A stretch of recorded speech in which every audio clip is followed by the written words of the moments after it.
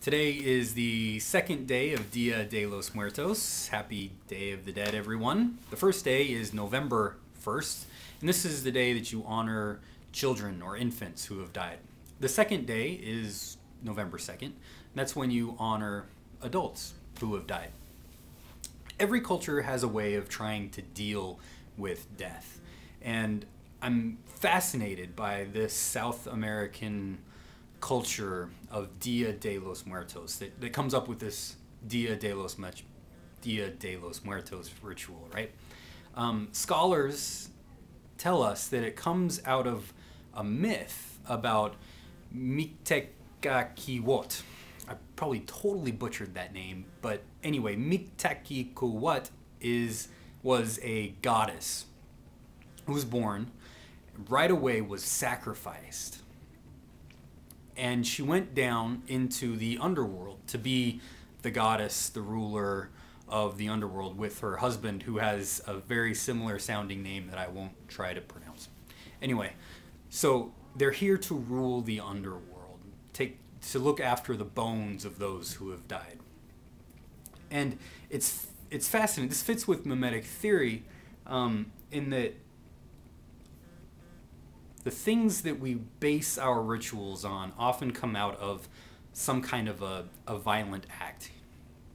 These myths that we tell of gods who are being sacrificed violently are based on some kind of human violence that we end up telling story about mythically to try to hide the human violence. So it's the gods who do this because we don't want to deal with our own violence, so we end up putting it on someone else, the gods. So this is a way of humans dealing with both death and also our own violence. Now you see this through rituals that come about.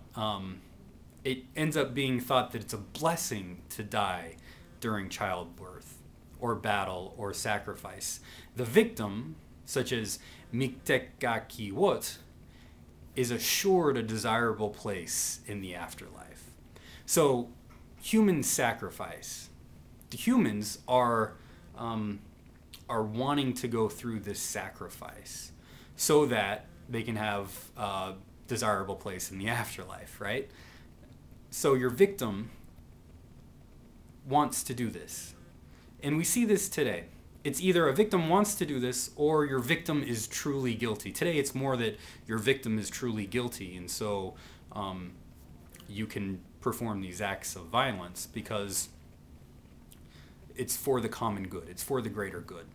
So as opposed to the gods who say this is good, it's the common good where we do this. So anyway, this is all very interesting, but Dia de los Muertos goes back to this myth about Mictecacihuatl and comes about today in a very interesting way where people come together at grave sites in order to honor the dead. It's thought that on this day, the spirits of our ancestors are more accessible. They can come and talk with us, give us words or whatnot, or just be present with us. And this is a way of dealing with the unexplainable, of dealing with death. The community comes together. We bond, we play games. It's actually more of a celebration than a sad time. You come together over food and drinks and basically spend time together.